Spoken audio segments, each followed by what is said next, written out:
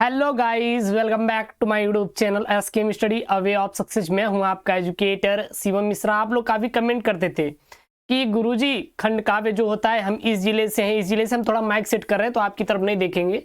आप लोग कमेंट कर रहे थे कि सर मैं इस जिले से हूँ, इस जिले से हूँ, इस जिले से हूँ, और आप इस जिले का खंड काव्य बता दीजिए, खंड काव्य बता दीजिए।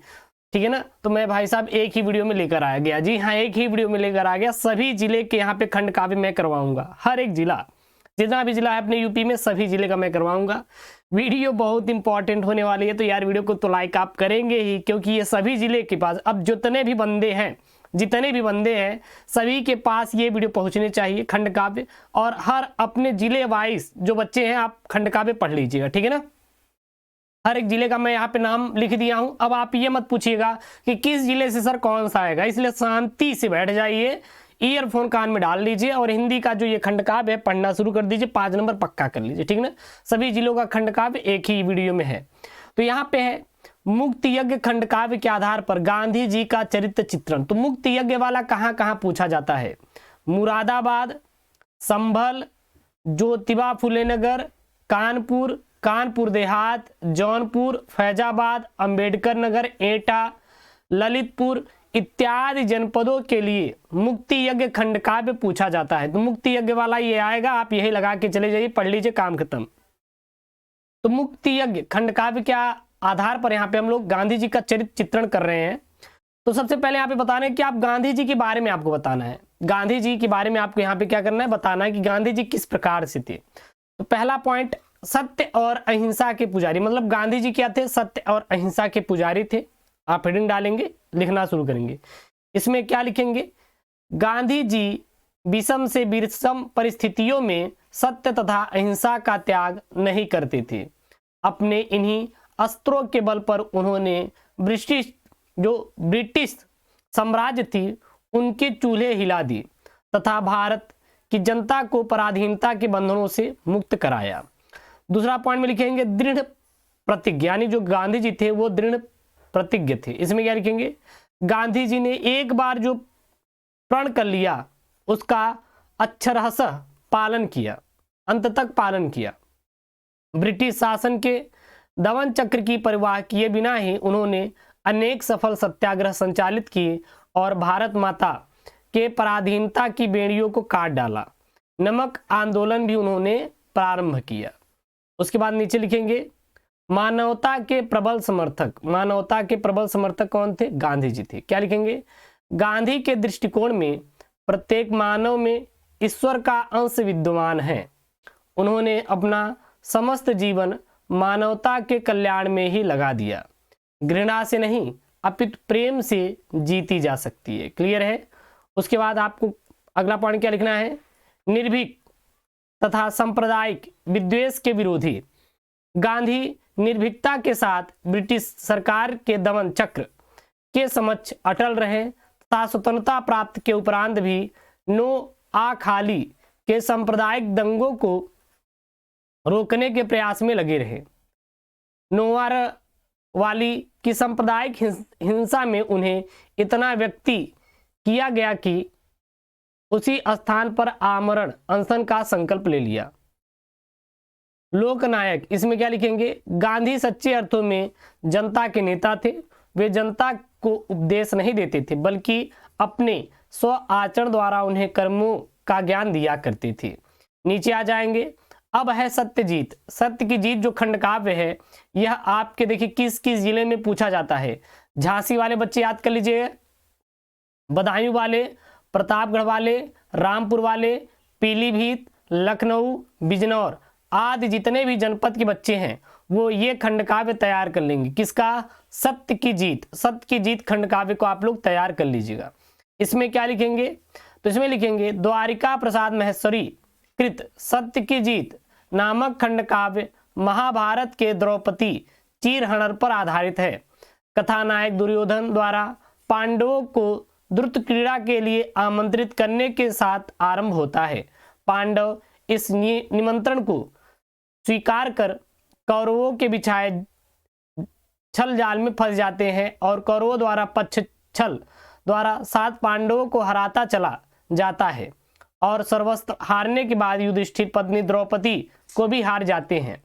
इसके बाद दुर्योधन द्रौपदी को भरी सभा में अपमान के उद्देश्य से दुशासन को आदेश देता है कि वह दासी द्रौपदी को राजसभा में लेकर आए, और दुशासन द्रौपदी को बलपूर्वक बाल घसीटते हुए सभा में लाता है, और द्रौपदी अपने इस अपमान से आहत होकर अपनी पीड़ा को गर्जना करते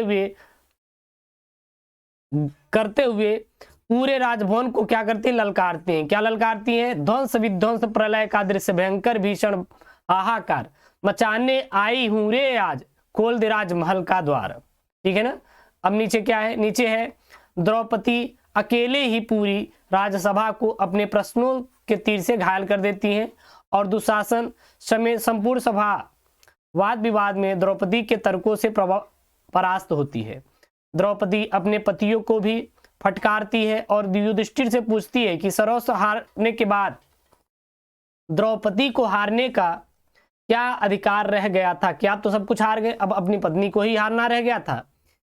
इन सब तर्क वितर्क का कोई हल न देखते हुए दुर्योधन अपना धैर्य खोने लगता है और दुशासन को उसके वस्त्र हरण का आदेश देता है, यानी कहता है कि द्रौपदी के सारे कपड़े उतार दो। द्रौपदी के रौद्र रूप को देखकर दुशासन घबरा उठता है और उसके वस्त्र खींचने में स्वयं क्या रहता है, असमर्थ पाता है। धुप्त द्रौपदी पुनः कौरवों को वस्त्रहरण के लिए ललकारती हैं और सभी सभासद द्रौपदी के सत्य तथा सत्यत्व के तेज का समर्थन करते हैं और कौरवों की जो क्या करते हैं, निंदा करते हैं। अंत में धृतराष्ट्र द्रौपदी के पक्ष में खड़े होकर कौरवों से पांडवों को उनका राज्य अधिकार वापस का आदेश देते हैं और द्रौपदी के व्यक्तित्व की प्रशंसा करते हुए पांडवों के कल्याण की कामना करते हैं। और इसी के साथ खंड काव्य क्या होता है, समाप्त होता है। नीचे आ जाइए, रश्मि रथी खंड काव्य। अब रश्मि रथी वाले कौन कौन से बच्चे तैयार करेंगे, ध्यान दीजिएगा।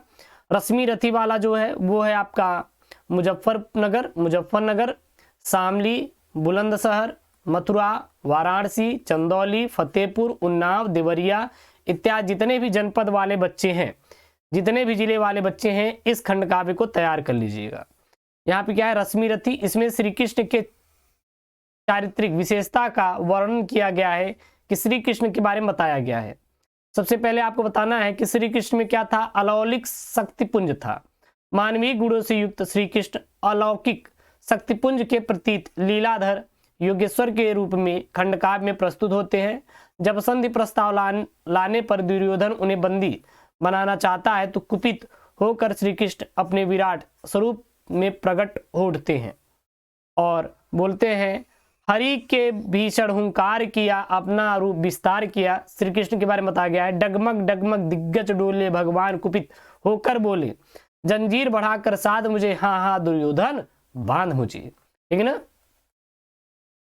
विनम्र तथा व्यवहारिक, यानी श्री कृष्ण क्या थे, बहुत ही विनम्र थे और व्यवहारिक थे। श्री कृष्ण सांसारिक सिद्धि और सफलता के सभी नियमों से अवगत हैं तथा शील संयम सदाचार का स्रोत है। वे पांडवों के पक्ष में इसलिए खड़े रहते थे क्योंकि वे सदाचार पूर्ण समाज का निर्माण करना चाहते हैं। और स्पष्टवादी मतलब वे युद्ध के पूर्व शांत प्रस्ताव लेकर हस्तिनापुर जाते हैं। वो युद्ध के पूर्व शांति का प्रस्ताव लेके, भाई युद्ध मत करो, हस्तिनापुर जाते हैं और युवराज दुर्योधन को समझाने का प्रयास करते हैं। दुर्योधन की युद्ध के बिना सुई की नोक भर भूमि न देने की संकल्प को सुनकर वहीं कौरव सभा में रणघोष कर अपना आदेश सुनाते हैं। कौन? स्पष्ट तौर पे बोल दिया, ठीक है अगर तू लड़ना चाहता चल लड़, मैं लड़ने के लिए तैयार हूं। क्या बोलते हैं श्री कृष्ण, तो ले मैं भी अब आ जाता हूं, अंतिम संकल्प सुनाता हूं, याचना नहीं अब रण होगा, जीवन जया की मरण होगा। ठीक है ना। अब क्या यहाँ पे, कुशल कूटनीतिज्ञ श्री कृष्ण का चतुर विलक्षण है युद्ध को पांडवों के पक्ष में करने का हर संभव प्रयास करना, और वे कर्ण को कौन्तेय होने के भेद बताकर पांडवों की ओर करने का प्रयत्न करते हैं, किंतु कर्ण इसे मित्र के साथ विश्वासघात मानकर अस्वीकार कर देता है। उसके बाद ये क्या है, यह एक युद्ध कुशल तथा गुणग्राही व्यक्ति थे, मतलब ईश्वर थे। युद्ध में सही समय पर उचित निर्णय लेने की कुशलता श्री कृष्ण अद्वितीय है। श्री कृष्ण क्या है? अद्वितीय है भाई साहब, वो भगवान है, ठीक है ना। कर्ण का पहिया रक्त के कीचड़ में फंसने पर तथा कर्ण द्वारा उसे निकालने के प्रयत्न के दौरान ही कृष्ण अर्जुन को बाण चलाने का आदेश देते हैं। उसके बाद है यहाँ पे त्यागपथी। त्यागपथी के आधार पर राजश्री का चरित्रांकन करना है। ये बच्चे आगरा वाले तैयार कर लेंगे, गोरखपुर वाले तैयार कर लेंगे, गाजीपुर वाले बच्चे तैयार कर लेंगे, बरेली वाले, सुल्तानपुर, जौनपुर, लखीमपुर, गोंडा, शाहजहांपुर, फिरोजाबाद, महाराजगंज, बाराबंकी इत्यादि जनपदों के बच्चे जो हैं इस खंड काव्य को तैयार कर लीजिएगा, ठीक है ना। कौन सा है? त्यागपथी का है। और त्यागपथी में राजश्री त्यागपथी खंड काव्य की प्रधान नारी पात्र नायिका है। यह सम्राट हर्षवर्धन की छोटी बहन है, जिसका उद्यान चरित्र पाठकों के हृदय और मस्तिष्क पर छा जाता है। अब यहाँ पे राजश्री जो है यह माता पिता की क्या है? लाडली है। उसके बाद यह एक आदर्श नारी है। ये पॉइंट है, की पॉइंट, और इसी में आपको लिखना है। क्या लिख देंगे? राजश्री एक आदर्श बहन और पुत्री और पत्नी के रूप में हमारे सामने आती है। वह यौनावस्था में विधवा हो जाती है, यानी जब उनकी यौनावस्था में शादी करा दी गई तभी उनके पति का क्या हो गया? देहांत हो गया, ठीक ना। तथा गौणपति के द्वारा वंदनी बना ली जाती है और वन में भटकते हुए एक दिन आत्मदाह के लिए उद्यत हो जाती है, किंतु अपने भाई हर्षवर्धन द्वारा बचा लेने पर वह तन मन धन से अपना जीवन पुजारी की सेवा में समर्पित कर देती है, किंतु वह राज्य को स्वीकार नहीं करती। देशभक्त और जन सेविका। तो राजश्री के मन में देश प्रेम और लोक कल्याण की भावना कूट कूट कर भरी हुई है। हर्ष के समझाने पर किसको? राजश्री को समझाते हैं। वह अपने वैधत्व का दुख झेलते हुए देश की सेवा में लगी रहती है। अब क्या है? त्यागमयी नारी, अर्थात राजश्री का जीवन त्याग की भावना से आलोकित है। भाई हर्षवर्धन द्वारा कन्नौज का राज्य दिए जाने पर भी उसे वह स्वीकार नहीं करती। सुशिक्षिता नारी है। कौन सुशिक्षिता नारी है? राजश्री है। तो राजश्री एक सुशिक्षिता नारी है। वह शास्त्रों के ज्ञान से भी संपन्न है। जब आचार्य दिवाकर मिश्र संन्यास धर्म का तात्विक विवेचना करते हुए उसके मानव कल्याण के कार्य में लगने का उपदेश देते रहते हैं, तब राजश्री इसे स्वीकार कर लेती है और आचार्य की आज्ञा का पूर्ण रूपेण पालन करती है। हम कह सकते हैं कि राजश्री का चरित्र एक आदर्श भारतीय नारी का चरित्र है और उसके पवित्र धर्म, देश धर्म, करुणा तथा कर्तव्य निष्ठा के आदर्श निश्चय ही अनुकरणीय है। क्लियर है? नीचे आ जाइए। उसके बाद है आलोक वृत्त। वही है आलोक वृत्त, नीचे देखेंगे, और ऊपर भी में भी मुक्ति यज्ञ। देखिए, आलोक वृत्त और मुक्ति यज्ञ दोनों में गांधी जी के चरित्र चित्रण किया गया है। तो चाहे आप मुक्ति यज्ञ का तैयार कर लीजिएगा या फिर आलोक वृत्त का तैयार कर लीजिएगा, कोई इशू नहीं है, क्योंकि दोनों में हमें गांधी जी के बारे में ही बताना है। तो सेम टू सेम है। आलोक वृत्त और मुक्ति यज्ञ खंड काव्य आपका सेम ही तैयार कर लीजिएगा। जैसे ये बच्चे सहारनपुर, अलीगढ़, इलाहाबाद, फरुखाबाद, मैनपुरी, सीतापुर, मिर्जापुर, सोनभद्र। सहारनपुर, अलीगढ़, इलाहाबाद, फरुखाबाद, मैनपुरी, सीतापुर, मिर्जापुर, सोनभद्र जिले बच्चे आलोक वृत्त वाला तैयार कर लेंगे। और मुक्ति यज्ञ दोनों में गांधी जी के बारे में चित्रण किया गया, तो दोनों का सेम है, कोई इशू नहीं है। नीचे चले आइएगा। एक और बस्ता है श्रवण कुमार वाला। अब जो श्रवण कुमार है ना, श्रवण कुमार खंड काव्य वाला है। मेरठ के बच्चे, बागपत के बच्चे, आजमगढ़ के बच्चे, बस्ती, रायबरेली, बांदा, हरदोई, बहराइच, हमीरपुर, गाजियाबाद, गौतम बुद्ध नगर, मऊ, सिद्धार्थनगर इत्यादि जनपद के बच्चे श्रवण कुमार खंड काव्य को तैयार कर लेंगे। श्रवण कुमार में यही है कि भाई साहब श्रवण कुमार होता है और अपने मम्मी पापा को ले गया था, मतलब कि टहलाने घुमाने के लिए जंगल में यात्रा पर गया था, और फिर वहाँ पे अयोध्या नरेश आते हैं। अयोध्या नरेश का नाम क्या था? अयोध्या का नरेश का नाम था दशरथ। दशरथ जी आते हैं शिकार करने के लिए, वो शिकारी थे भाई साहब, शिकार करने के लिए पहुंचे जंगल में, और वहीं पर श्रवण कुमार की मम्मी पापा को लगी थी प्यास। वो आदेश देते हैं कि बेटा पानी लेकर आओ, और फिर श्रवण कुमार जाते हैं नदी के पास पानी भरने के लिए। और जैसे ही वो अपने जो उनके पास पात्र था उसमें घड़े में पानी भरते हैं, तो वहाँ पे पानी पीने जैसी आवाज़ सुनाई देती है, क्योंकि राजा दशरथ जी शब्द भेदी बाण चलाते थे, तो शब्दों को सुनकर वो बाण चला दिए। लेकिन वो सोचे कि कोई जंगल में कोई पशु है, लेकिन उनको क्या पता था कि वहाँ पे श्रवण कुमार जी हैं। फिर श्रवण कुमार जी को वो जो चिरता हुआ बाण निकल जाता है और फिर वो आहत होकर चिल्लाने लगते हैं। फिर दशरथ जी देखते हैं तो उनको बाण लग चुका था। फिर वो श्रवण कुमार जी राजा दशरथ से कहते हैं कि मेरी मम्मी पापा को प्यास लगी है, जाकर इसको पानी पिला दीजिएगा। फिर राजा दशरथ जी आते हैं, उनके मम्मी पापा, क्योंकि उनके मम्मी पापा के पास आते हैं और उनके मम्मी पापा माता पिताजी अंधे थे आंख से। हाँ, अब भाई साहब जो मम्मी पापा अंधे भी थे, चल भी पाते नहीं, तो दशरथ ही एक सहारा थे। फिर जब ये बात सुनते हैं उनके मम्मी पापा, तो राजा दशरथ को श्राप दे देते हैं कि जिस प्रकार आज हमें आपने कष्ट दिया है उसी प्रकार आप भी एक दिन मरोगे। ऐसा दशरथ को श्राप देते हैं कि मतलब कि आप अपने बेटे से विलय में, जैसे जब राम जी जाते हैं ना, जब राम जी वनवास जाते हैं तब उनके जाने के क्या बोलते हैं उसको, दुख में राजा दशरथ जी की मौत हुई थी, मृत्यु हुई थी, और उसी प्रकार यहाँ पे वो ऐसा श्राप देते हैं। फिर वो भी अपना प्राण त्याग देते हैं, क्योंकि माता पिता उनके अंधे भी थे, तो वो लोग भाई ऐसा, भाई साहब बहुत ही वो लोग क्या थे, कह सकते हो बहुत अच्छे पुरुष थे, मतलब आध्यात्मिक थे, तो वो अपना प्राण त्याग देते हैं। उसके बाद राजा दशरथ जी आते हैं घर पे, बहुत उदास रहते हैं। बस यही था श्रवण कुमार का, और कुछ नहीं, ठीक है ना। यही सब छाप दीजिएगा और स्क्रीनशॉट करके आप लिख सकते हैं, यहाँ पे लिखना है। तो ये रहा आपका खंड काव्य। तो जो बच्चे हैं श्रवण कुमार वाला खंड काव्य तैयार कर लीजिएगा। सारे खंड काव्य मैंने यहाँ पे पढ़ा दिया है और आप देख लिए होंगे। अगर कुछ चीज़ें ना समझ आई हो तो आप बताइएगा, कमेंट कर दीजिए। बाकी हर एक जिले का खंड काव्य मैंने पढ़ाया है। पेपर से पहले अपने जो क्वेश्चन बैंक खरीदा है टिक लगा लीजिए, पढ़ के चले जाइएगा, ज़्यादा परेशान होने की जरूरत बिल्कुल भी नहीं है, ठीक है ना।